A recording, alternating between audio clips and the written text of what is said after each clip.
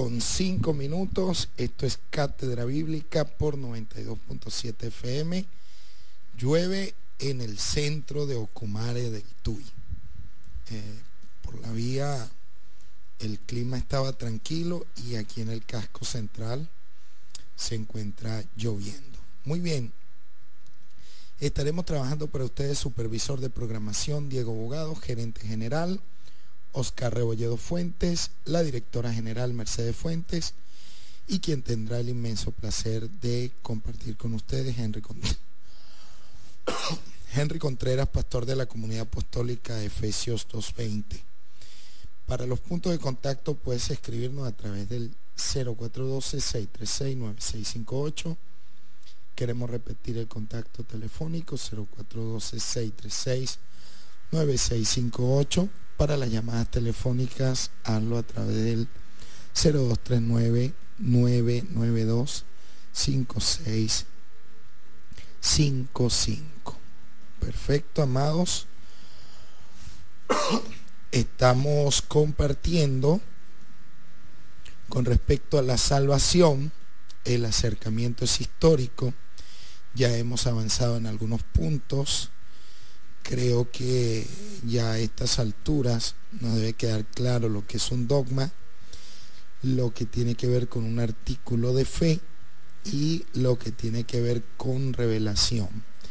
No se puede confundir dogma con revelación, a pesar de que el dogma se encuentra presente en la Biblia. Para que algo o un dogma pueda ser considerado como bíblico, necesita tener un fundamento histórico. Es lo que nosotros hemos procurado enseñar. Ayer estuvimos viendo que solamente es palabra de Dios aquello que se remonte hasta un hecho original de Dios. Es decir, necesita describir una acción llevada a cabo por Dios o remontarse hasta una palabra, un dicho, una enseñanza por parte de nuestro Dios. Y la manifestación de Dios por excelencia aquí en la tierra se celebra en Jesucristo, se celebra en Cristo Jesús, de tal manera pues que nosotros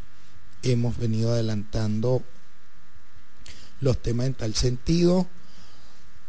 Quiero invitarles hoy a seguir ahondando en este asunto y para ello quiero citar Gálatas en el capítulo 6,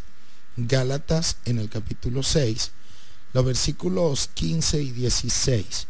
El apóstol Pablo escribe: no importa si fuimos o no circuncidados, lo que importa es que hayamos sido transformados en una nueva criatura. Que la paz y la misericordia de Dios sean con todos los que viven según este principio. Según este principio. Otras versiones de la Biblia dicen según esta regla. Pues bien, allí la palabra para principio o regla es la palabra canon. Es decir, un canon es lo que tiene que ver allí con un dogma, con una verdad bíblica, con una verdad doctrinal. Bueno, aquí el apóstol Pablo nos está llamando a vivir según un dogma o según un canon, según un principio bíblico. Si nosotros revisamos el contexto tiene que ver con esa nueva realidad inaugurada por Dios a partir de Cristo Jesús. De tal manera que lo que se está mandando a guardar se remonta directamente a un dato histórico. Esto es importante. El día de hoy y el día de mañana nosotros vamos a estar ahondando en todos estos elementos. ¿Por qué razón? Hemos venido insistiendo en la necesidad de revisar nuestra teología, revisar nuestra dogmática, ver si haya o no haya fundamento en lo que Dios ha hecho, en lo que Dios ha mostrado o en lo que el Señor ha dicho, para entonces poder guardar eso, para poderlo enseñar, para poder mantenerlo como un dogma, para que pueda ser elevado a lo que son artículos o confesiones de fe. Teológicamente, el evento Jesucristo es el principio de salvación definitiva por parte de Dios. Con este evento Jesucristo, o con esta realidad de Jesucristo, Dios ha introducido una novedad irrevocable en la historia, en el mundo, en el tiempo. Ha introducido Dios una novedad irrevocable en la historia. De modo tal que ya no se podrá volver atrás. Ya no se podrá volver atrás. En este sentido, una naturaleza humana, una nueva humanidad ha comenzado ya en Cristo. Ya ha comenzado en Cristo. Por eso el apóstol Pablo dice, de modo que si alguno está en Cristo, nueva criatura es. Es decir, una nueva humanidad ha tenido lugar en Cristo. Un mundo nuevo también ha empezado a ocurrir a partir de esta realidad llamada Cristo. Fíjense ustedes, amados hermanos, que esta nueva realidad ocurrida en Cristo afecta el tiempo y afecta la eternidad, porque Dios ha hecho un plan en Cristo desde la eternidad, y el Verbo se ha hecho carne y ha entrado en el tiempo para afectar de manera definitiva no solamente la eternidad, sino también el tiempo. De tal manera que las cosas nunca podrán ser iguales y jamás se podrá separar ahora esa novedad inaugurada por Dios en Cristo. Una novedad esponsal, pues, es como un matrimonio en el cual ha entrado Dios a través de la persona de Jesucristo con el ser humano. Y ya el plan de redención no podrá ser cancelado porque ya se ha realizado en Cristo Jesús. ¿Qué es lo que hace ahora la iglesia? Desplegar esa realidad. La despliega en la historia, la lleva a las naciones, tal cual cumpliendo con el mandato de nuestro Señor Jesucristo. Desde el punto de vista objetivo, desde el punto de vista de la realidad inaugurada por Cristo, toda la humanidad está salvada, a pesar de que no toda ella se vaya a salvar. Pero Cristo murió por todos. De ese punto de vista, toda la humanidad está irrevocablemente salvada. Ahora queda el hecho de que la iglesia se despliegue hasta lo último de la tierra y así se complete pues el plan de Dios para salvación. Solamente conoce el Señor a los que son suyos. Pero, amados hermanos y hermanas, todo esto impide, todo esto que ha tenido lugar en el tiempo, que ha tenido lugar en la historia, que ha tenido lugar en la tierra, todo esto impide hacer del cristianismo, hacer de nuestra fe, hacer de Cristo Jesús o del Evangelio, para usar una expresión más familiar para nosotros, todo esto impide hacer del Evangelio una especie de noxis o una concepción de un cristianismo ideal, una especie de noxis. Ustedes saben que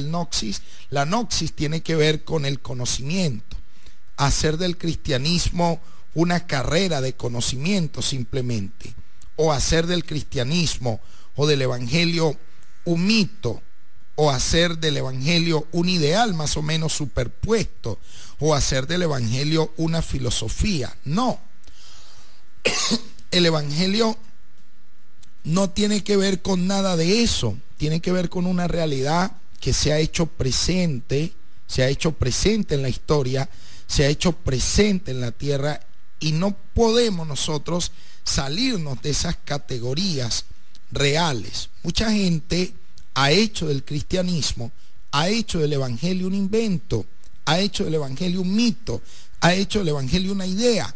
Ellos dicen, no andar en filosofías huecas, en filosofías extrañas, en filosofías vanas, pero cuando revisamos los postulados doctrinales, nos damos cuenta que están fundamentando su fe y están formando a su gente sobre situaciones que la Biblia no deja constancia. Y si la Biblia no deja constancia, tampoco en la historia han tenido lugar, tampoco se remontan a intervenciones directas de parte de Dios.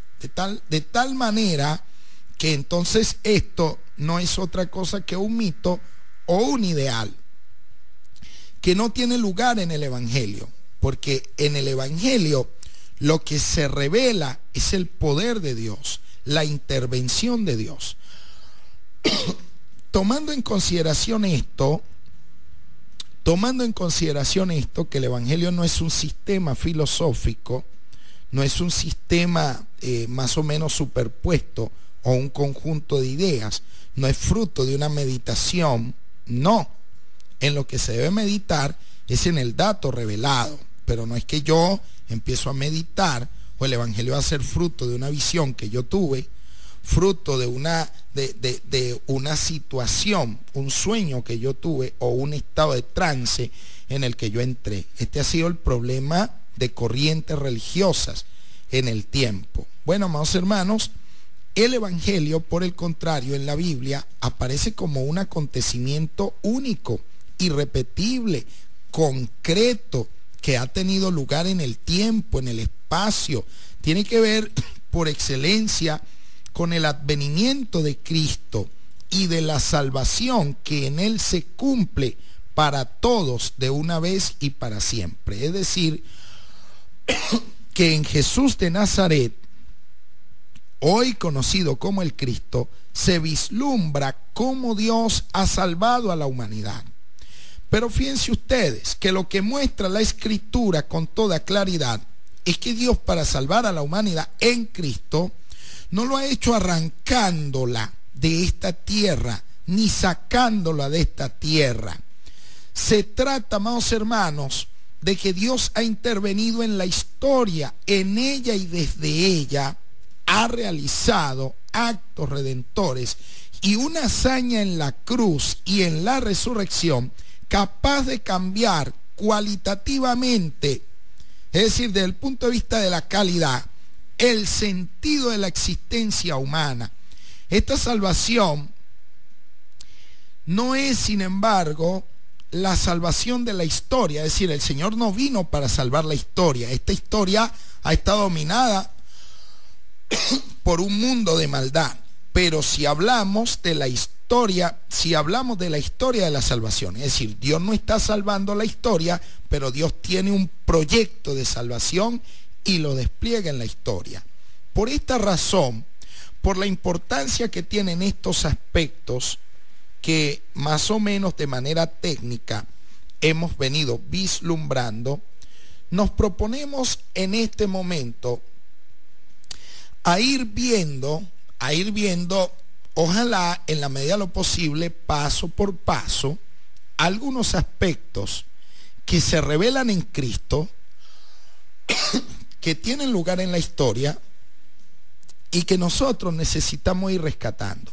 En primer lugar, el tema de la encarnación del Verbo, la concepción virginal, su vida, su ministerio, su muerte en cruz, su resurrección, el envío del Espíritu Santo por Él mismo, su exaltación y su segunda venida. Sería interesante trazar un curso de estudios, de enseñanzas en este marco, en esta dirección. Vamos a empezar por el primer punto. Vamos a empezar por la figura histórica de Jesús. Vamos a empezar por el hecho mismo de la encarnación.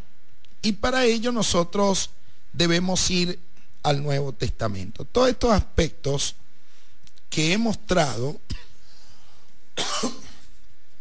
o que he mencionado hacen referencia directa al Nuevo Testamento. Obviamente el Antiguo Testamento también lo refrenda en forma de promesa. Isaías 7:14, Isaías 9:6, y muchos otros aspectos, disculpen ustedes, del Antiguo Testamento. Pero vamos a ir al Nuevo Testamento. Y desde este punto de vista vamos a estudiar el tema de la revelación. Recuerden, revelación como una intervención directa de parte de Dios en el tiempo, en la historia, aquí en la tierra. Y desde este punto de vista, esto es lo que debemos considerar como palabra de Dios. Esto es lo que nosotros debemos mantener como objeto de nuestra fe, de nuestra devoción. Pues bien, en el Nuevo Testamento, la noción de revelación, que necesitamos verla, presenta una realidad compleja y al mismo tiempo una riqueza de tonos incluso superiores a los del Antiguo Testamento.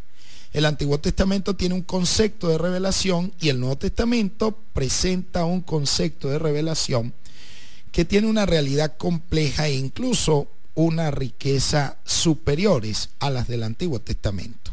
¿Por qué razón? Porque entre las dos alianzas, Oberit, pacto, entre las dos alianzas, un nuevo acontecimiento capital, único, irrepetible ha tenido lugar entre estas dos alianzas. ¿Cuál ha sido ese acontecimiento capital, único, magistral, irrepetible? La encarnación del Verbo. Ustedes pueden ver en Juan 1:1 que nos dice que en el principio era el Verbo y el Verbo estaba con Dios y el Verbo era Dios. Eso nos habla de la preexistencia del Verbo, mucho antes de que existiera un principio, mucho antes de que existieran los cielos y la tierra, ya el Verbo existía, ya el Verbo tenía presencia. Por lo tanto, se está mostrando allí la divinidad de ese que va a entrar en el tiempo, que va a entrar en la historia, que va a venir a la tierra. Ese es el acontecimiento capital que ha tenido lugar, el cual lo registra claramente el Nuevo Testamento en muchos pasajes. En el capítulo 1 del Evangelio de Juan, versículo 14, va a decir: y aquel Verbo, es decir, aquel Dios, se hizo carne, se hizo hombre, se humanó. Fíjese usted, tenemos nosotros allí el misterio en cierto modo teoándrico, es decir, Dios se hace hombre sin dejar de ser Dios. Asume Dios entonces una naturaleza humana, se está casando con la humanidad, se está casando con el proyecto humano. Este es el acontecimiento capital que ha tenido lugar en la historia, que ha tenido lugar entre las dos alianzas. En nuestra cronología en el tiempo lo ubica más o menos hace 2000 años atrás. Bueno, amados hermanos, dice que ese Verbo se hizo hombre, se hizo carne y habitó entre nosotros. Habitó entre nosotros y vimos su gloria. Y dice: gloria manifiesta como el unigénito del Padre. Gloria manifiesta como el unigénito del Padre. Así esa palabra creadora que estuvo presente en el Antiguo Testamento, llamando a existencia los cielos y la tierra, se hizo presente y entró de lleno en el proyecto humano. Entonces, amados hermanos, esto lo relatan los evangelios sinópticos y nos lo van a presentar bajo la concepción virginal. El cuarto evangelio nos lo va a presentar de esta manera, tal cual como lo estoy prácticamente leyendo y algunos comentarios que he hecho en esta dirección. También el libro de Hebreos dice que muchas veces, de muchas maneras nos habló Dios y lo hizo por los profetas. Pero si nosotros consideramos, por ejemplo, Primera de Pedro, en el capítulo 1, nosotros vemos los versículos 10 y 11, nos vamos a dar cuenta de una realidad interesante que nosotros tenemos que ir resaltando en este momento. Hay lugar para eso. Dice, incluso los profetas quisieron saber más cuando profetizaron acerca de esta salvación. ¿De qué hablaban los profetas? De esta salvación, presente continuo. De esta salvación, la que se da en Cristo, pues dice, inmerecida, que estaba preparada para ustedes. Escribe aquí el autor de esta carta a sus lectores.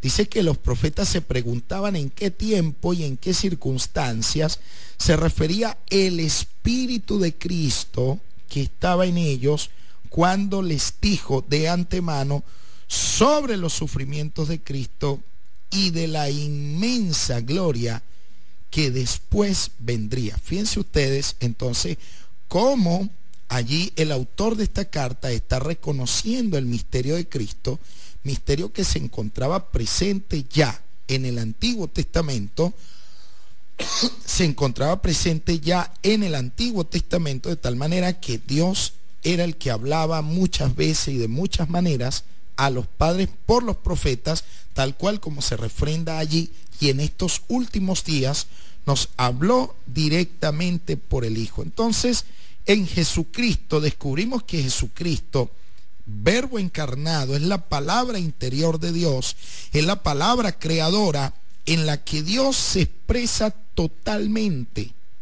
Esto es lo importante, amados hermanos. En los profetas Dios se expresó parcialmente y por eso tenía que hablar muchas veces y de muchas maneras. El libro de Hebreos es excelente, el capítulo 1, versículo 1 y versículo 2, sobre todo si entendemos que es una síntesis a todo lo que se va a expresar después en los próximos capítulos en el libro de Hebreos. Nos permite descubrir, amados hermanos, que Jesucristo, o el Verbo encarnado, conocido después como Jesucristo, es la palabra interior de Dios, en la que Dios se hace presente y se expresa totalmente. Se expresa no de manera parcial, sino totalmente. Él va a decir todo lo que vio y oyó del Padre. Es decir, Jesús no va a conocer la mentira, ni va a mentir. Por eso tenemos que examinar claramente las palabras que expresó el Verbo cuando se hizo carne y estuvo presente entre nosotros. ¿Cuáles fueron sus mandatos, sus promesas? ¿En qué consistió su envío? ¿Qué dijo de sí mismo? Es importante revisar eso porque allí se expresa totalmente Dios. Entonces es Cristo, esa palabra interior en la que Dios se va a expresar completamente, en la que Dios conoce todo, se hace hombre, se hace evangelio, se hace palabra de salvación, llama al hombre al arrepentimiento, a la conversión, al cambio, a la transformación, llama al hombre a la salvación. En Jesucristo, el Verbo encarnado, el Hijo, o como Hijo, está presente entre nosotros, habló, y afortunadamente podemos revisar lo que Él habló para que otros no anden inventando acerca de lo que Él dijo, acerca de lo que Él habló. Afortunadamente Él habló, predicó, enseñó, atestiguó lo que vio, lo que oyó en el seno paterno, nos entrega en palabras humanas, nos habla del cielo, nos habla de la eternidad, nos habla de la tierra, pone todo en su lugar y nos lo entrega en palabras humanas a fin de que nosotros podamos estudiarlas, comprenderlas, masticarlas, nutrirnos de ellas. Cristo entonces es la cumbre y la plenitud de la revelación. Por eso debemos empezar revisando seriamente lo que Él nos presentó, es decir, el periodo prepascual, el proceso anterior a la Pascua en la que murió Jesús. Allí nos encontramos con Él, nos encontramos con sus discípulos, nos encontramos con sus luchas, sus causas por los oprimidos, su proyecto de reino de Dios, su mensaje, su enseñanza, los milagros que realizó. Entonces nosotros vemos allí en Cristo la cumbre, la plenitud de la revelación de Dios, ese misterio inagotable cuyo esplendor describen de modo distinto los distintos autores del Nuevo Testamento. que nosotros hemos prestarle atención, pero en especial los 4 evangelios. Los evangelios canónicos. ¿Por qué razón? Porque allí nosotros podemos aclarar mucho más los entendidos. Algunos están predicando un evangelio divorciado de lo que Cristo predicó. Eso es falsa doctrina. Eso es falsedad, eso es engaño, eso es ilusión, eso es filosofía hueca, vana, sin contenido, sin sentido, porque está desprendida del fundador. Está desprendida del acontecimiento fundante, originante. ¿Cómo se puede predicar el evangelio renunciando a lo que Jesús predicó, a lo que Él enseñó, a lo que Él mandó? Entonces nosotros, gracias a Dios, tenemos la data inspirada por Dios, es decir, la escritura la tenemos en los 4 evangelios. En este caso podemos nosotros recoger lo que Él predicó, lo que Él dijo. La tradición sinóptica, en este caso, entiéndase los 3 primeros evangelios, Mateo, Marcos y Lucas. La tradición sinóptica describe sobre todo la economía de la manifestación histórica de Cristo. Él, como un personaje histórico, está allí presente. Bueno, vamos a estudiar esa data, vamos a estudiar sus discursos, vamos a estudiar sus enseñanzas. Y yo quiero ir avanzando en esta dirección, porque describe sobre todo esa economía. En los evangelios sinópticos se presenta a Jesucristo desde un punto de vista histórico, que no renuncia a la fe y vincula su función reveladora. ¿Por qué razón? Recuerde que Él es el revelador de Dios, tiene una función reveladora. Ahora, se describe con los siguientes títulos. Por ejemplo, se le da el título a Él de Mesías, de doctor o maestro y de predicador. Claramente los evangelios sinópticos nos van a ir dibujando una figura magistral de Cristo Jesús como revelador, pero su autoridad, nosotros vamos a pasar algún tiempo estudiando esto a fin de poder ahondar en este asunto. Entonces, repito, los títulos que se le dan allí: Mesías, doctor o maestro, predicador. Los Hechos de los Apóstoles también nos presentan a los apóstoles como testigos, como heraldos autorizados por Cristo. En Hechos 1:8 dice: ustedes recibirán poder cuando haya venido sobre vosotros el Espíritu Santo y me serán testigos en Jerusalén, en Judea, en Samaria y hasta lo último de la tierra. En otras palabras, los apóstoles, el documento apostólico, el Nuevo Testamento, es el testigo acreditado por Cristo aquí en Venezuela, aquí en los Valles del Tuy, aquí hasta donde alcance esta emisora en este momento. Son los evangelios, son los escritos de los apóstoles los que fungen como testigos autorizados por Cristo. Testigos autorizados por Cristo para representarlo. Entonces, nosotros vemos que en el libro de los Hechos se describe a los apóstoles como testigos, como heraldos de Cristo. Pablo, por ejemplo, desarrolla la idea también de la revelación partiendo del misterio del evangelio, un misterio que estuvo oculto en tiempos pasados. Usted puede leer Romanos capítulo 1 y voy a permitirme citarlo en este momento a fin de que nosotros podamos ir rescatando algunos elementos que se han encontrado presentes. En un momento vamos a estar viendo algunos aspectos técnicos. A veces a uno no le gusta mucho el tema del tecnicismo por radio, pero los términos bíblicos no son simplemente tecnicismos, sino que tienen una importancia allí. Miren ustedes, por ejemplo, lo que dice allí en Romanos capítulo 1, hablando del verso 1 y 2, dice: yo, Pablo, esclavo de Cristo Jesús y elegido por Dios para ser apóstol y enviado a predicar su buena noticia, mire, su evangelio, escribo esta carta. Ahora él dice: Dios prometió esa buena noticia, es decir, el evangelio, hace tiempo por medio de sus profetas en las Sagradas Escrituras. Entonces, vea usted que esa buena noticia se encontraba ya presente en el Antiguo Testamento. Entonces Pablo se encontraba en forma de promesa en el Antiguo Testamento. Pablo ve el misterio del Evangelio ya presente en las Escrituras.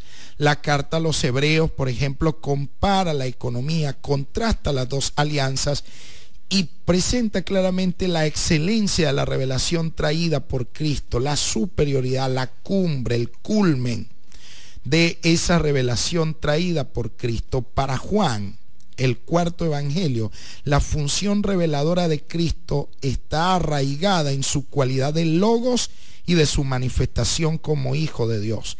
Estos acercamientos al misterio con vistas distintas se complementan mutuamente y van configurando una figura única, irrepetible, avalada, impulsada por el Espíritu Santo acerca de la verdad de Cristo. Esto nos permite comprender que la revelación de Dios llevada a cabo en Cristo, presente en el Nuevo Testamento, es una realidad única, es una unidad, porque toda va versando alrededor de Jesucristo. O sea que el Nuevo Testamento es cristocéntrico, pero al mismo tiempo nos advierte, amados hermanos, a no ser ligeros, porque nos presenta una realidad compleja.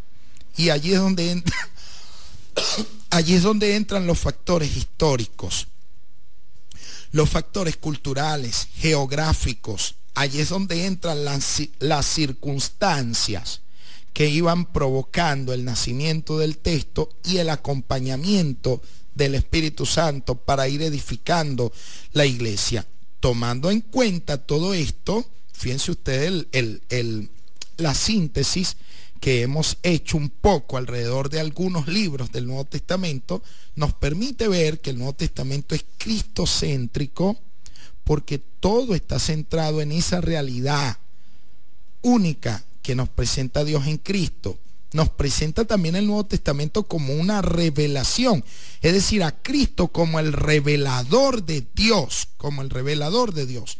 Entonces hay una unidad total, pero al mismo tiempo existe una complejidad, y esa complejidad es la que nos debe poner a nosotros en alerta a no ser tan ligeros muchas veces y a ser un poquito más acomedidos con un diccionario, con un compendio, con buenas herramientas. Usted puede ser muy buen albañil, pero sin las herramientas le va a costar trabajo.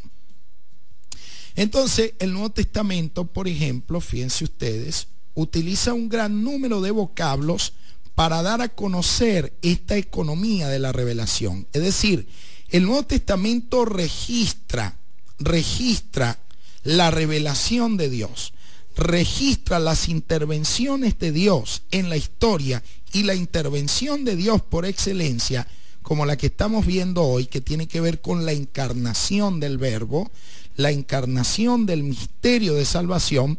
El Nuevo Testamento la registra, pero utiliza un gran número de vocablos, los cuales no podemos pasar por bola. Tenemos que prestarle atención a ese número de vocablos que se encuentra presente. Esto nos pone de manifiesto una realidad polisemántica a la cual nosotros debemos prestarle atención.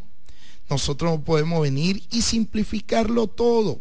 No, amados hermanos, no se puede interpretar la Escritura así. Fíjense ustedes entonces, en el Nuevo Testamento se utiliza ese gran número de vocablos para dar a conocer ese misterio de salvación, para dar a conocer esa revelación de Dios. Y los verbos que se emplean, por ejemplo, los verbos más frecuentes, aquí vamos nosotros a entrar en tecnicismos que son necesarios. Sin embargo, debo aclarar que no son tecnicismos. Es palabra de Dios lo que voy a citar, solo que la voy a citar desde su lengua originaria, es decir, desde el griego. Entonces, estos son los verbos más frecuentes. Por ejemplo, la palabra apocalistein, ¿ok? Apocalistein. Foneron. Foneron. La palabra aquí norisein, la palabra fotisein, la palabra krisein, evangelistai. Aquí tengo otra palabra. Ok, déjeme ver aquí. La letra está bastante pequeña aquí, desde donde estoy leyendo. Catangelein, didaskein, martirein, legein, la ley. Esos son verbos los que leí. Pero también se encuentran presentes sustantivos. Por ejemplo, el sustantivo apocalipsis, con el que más estamos familiarizados. Epifaneia, querigma, evangelium, martis, martiria, martirión, didascalos, didaje. Por aquí hay, ok, epistatis. Y otra serie de verbos, logos, otra serie de sustantivos, logos, aletheia, que este tipo de vocablos, todos presentes en la lengua fuente, es decir, en la lengua original, se encuentran presentes en el Nuevo Testamento para describir el plan de Dios para salvación, para describir la revelación. El estudio, pues, de un solo vocablo dejaría por fuera todos los que mencioné y por lo tanto nos perderíamos mucho de lo que los autores de la Biblia nos quieren enseñar. El estudio de un solo vocablo entonces no es suficiente. Por ejemplo, sería inadecuado hacernos una idea exacta de la noción de revelación si renunciamos a muchos de los aspectos a los cuales he hecho referencia. La presencia de las palabras que he leído debe mantenernos en estado de alerta, pero no podemos, por ejemplo, servirnos de ella como guía exclusivo. Fíjese usted, porque las palabras son un guía, no son la realidad. La realidad es mucho más grande, más abarcable que la palabra guía que tenemos allí. Los autores del Nuevo Testamento están echando mano del acervo cultural, del cúmulo de experiencias, del lenguaje que ellos tienen disponibles para apuntar hacia una realidad que los supera ampliamente a ellos. Entonces, pero esa palabra es importante para nosotros porque es una palabra que quedó escrita, es una palabra inspirada por Dios y es la palabra que nos ayuda a nosotros. Es la palabra guía, repito, pero esa palabra guía apunta a una realidad mayor. Mucho más entonces que los términos de la revelación, debemos fijarnos en el tema de la revelación. Y el tema central es Cristo, la revelación de Dios en Cristo, en la realidad de la revelación misma y en la realidad que puede responder a ella. ¿Cuál es la realidad que puede responder a esa realidad llamada revelación? Bueno, la realidad llamada fe.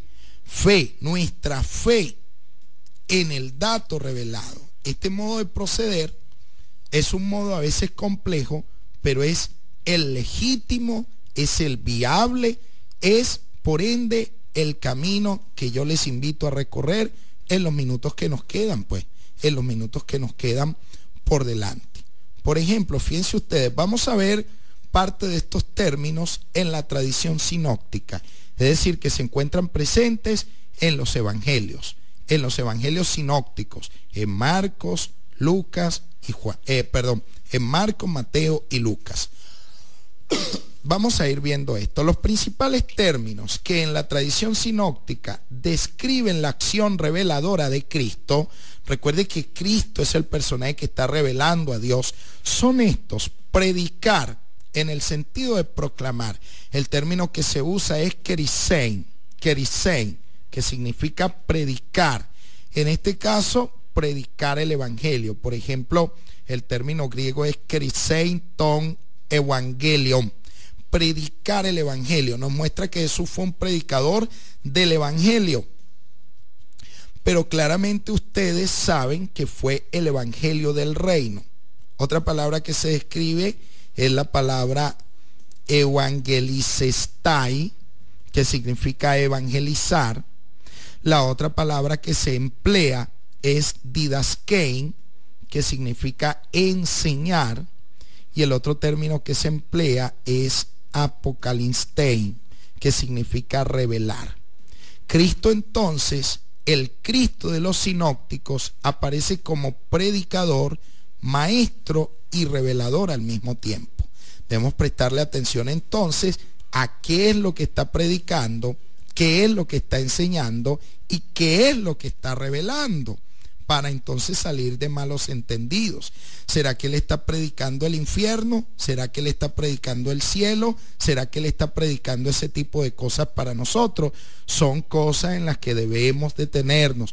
Recuerde que Cristo es el rabí, el doctor, el intérprete autorizado por el Espíritu Santo, por Dios, para revelarnos las Escrituras. Él es el que tiene autoridad como maestro de Israel y como maestro de la iglesia también. Lo van a reconocer, incluso Nicodemo lo va a reconocer como maestro, y la iglesia debe reconocerlo como maestro. ¿Reconoce usted a Jesús como maestro? Sí, yo también lo reconozco como maestro y como más que maestro.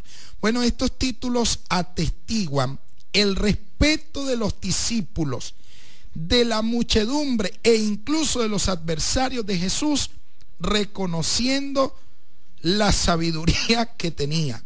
Es decir, discípulos, multitudes y adversarios reconocían a Jesús como maestro.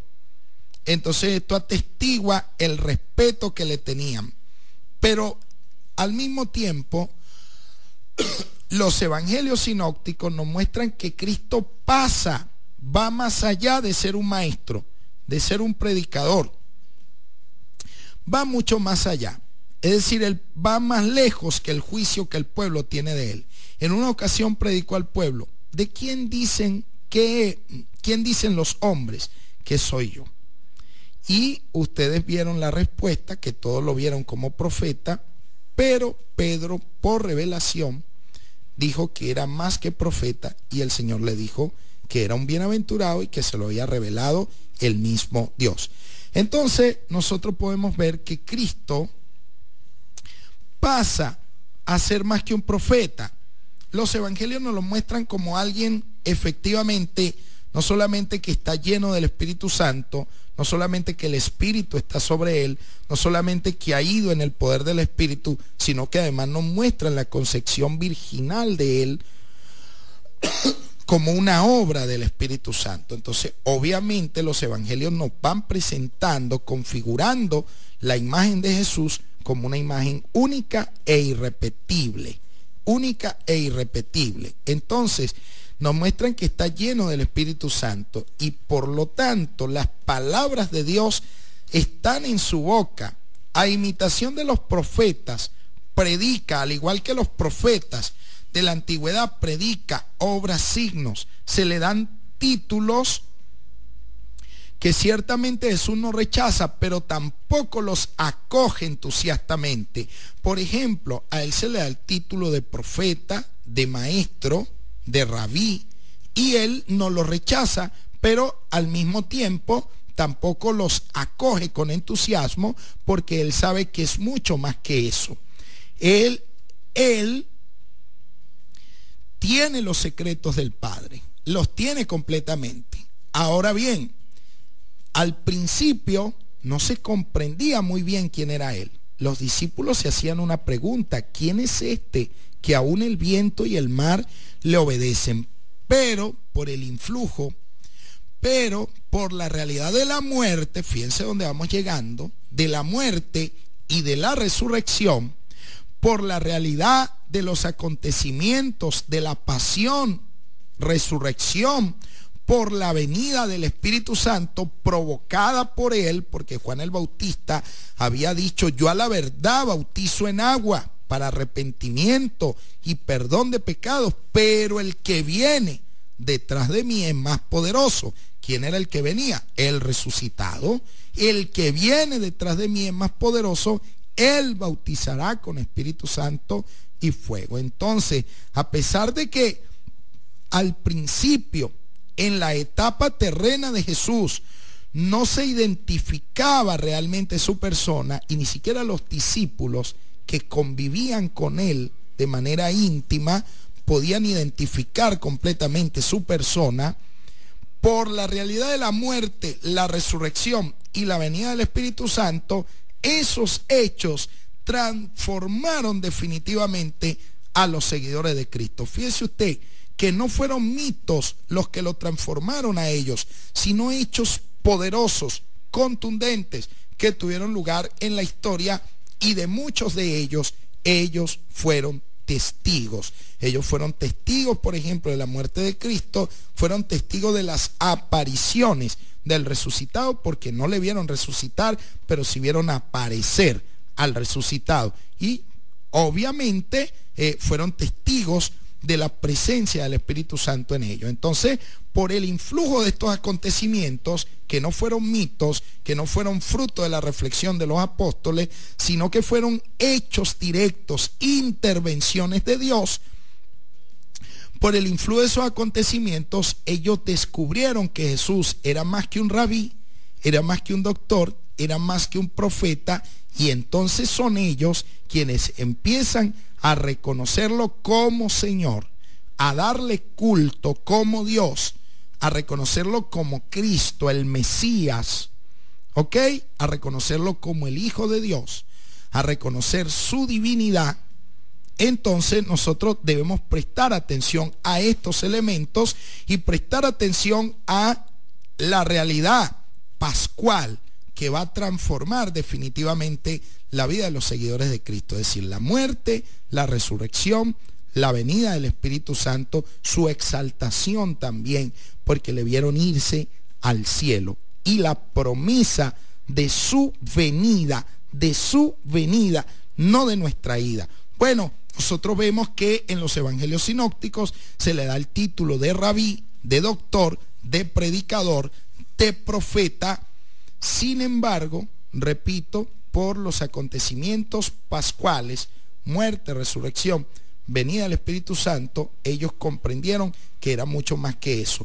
Pero sintieron tanto respeto, pero tanto respeto por la realidad histórica de Jesús, que y gracias a Dios que esto quedó registrado, sintieron tanto respeto por la realidad histórica de Jesús, que a pesar de el carácter arcaico pasado de los títulos que se le daban al Señor como rabí, como maestro, como predicador y como profeta, lo dejaron registrado, consignado en los evangelios, y esto atestigua la realidad histórica de esos eventos, atestigua la verdad histórica, la fidelidad histórica queda atestiguada allí, y también nos pone en contacto con una forma en la que se nombraba a Jesús muy, pero que muy antigua. Vamos a dar paso a los mensajes de texto que nos han llegado en este momento.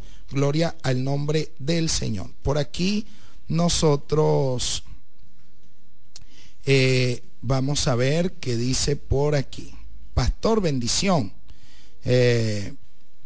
Dios Jesús, cuando no se sabe enseñar la palabra de Cristo, Jesús, y metiendo primero como tiene que llegar a la iglesia, las almas de Dios perecerán. Gloria a Dios. Déjenme volver a leer este mensaje.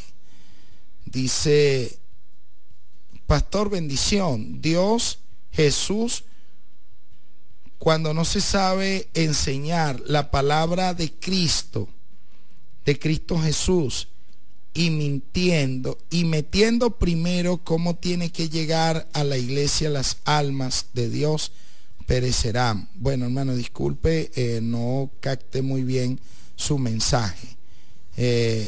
A ver, por aquí tengo otro mensaje que dice: paz de Dios, tomando en cuenta lo que Jesús habló cuando él dijo en Juan 16:28, salí del Padre y he venido al mundo, otra vez voy al mundo, otra vez dejo al mundo y voy al Padre. Se está refiriendo a la salida desde el vientre o a la del Padre. Es que tengo esa duda. Gracias, bendiciones. Hermano o hermana, por el tiempo que ha transcurrido, voy a tomar nota del versículo. El día de mañana le puedo hacer un comentario, ¿le parece? Para ser responsable con usted. Juan 16:28. Gracias por escribirnos, lo voy a tener presente. Por aquí tengo otro mensaje. Dice, buenos días, maestro.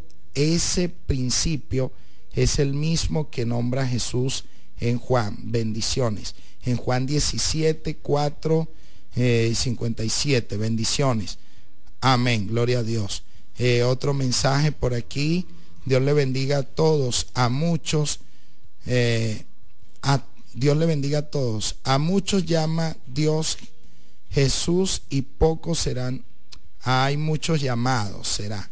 Y pocos serán salvos porque hay muchas confusiones y muchos errores. Solamente la palabra tiene la verdad en Cristo Jesús. El hermano César. Amén, claro que sí, amado hermano. Gloria al Señor. Por aquí dice, bendición hermano. Dora en sintonía, qué gran tema. Le doy gracias a Dios por haberme guiado a su congregación. Mi hermana Dora, qué alegría y qué bendición poder saludarla. Dios me la continúe bendiciendo. Otro mensaje, paz, Dios, tome en cuenta lo que Jesús habló cuando dijo, ok, este es el mensaje que voy a comentar el día de mañana. Bien, amados hermanos y hermanas, el tiempo se ha agotado, leí los mensajes que nos han llegado hasta este momento. El día de mañana nosotros vamos a continuar desarrollando este tema. Estuvimos trabajando para ustedes, supervisor de programación Diego Bogado, gerente general Oscar Rebolledo Fuentes, la directora general Mercedes Fuentes y quien tuvo el grato placer de compartir con ustedes, Henry Contreras, pastor de la Comunidad Apostólica Efesios 2:20. Se despide de ustedes hasta el día de mañana. Bendiciones.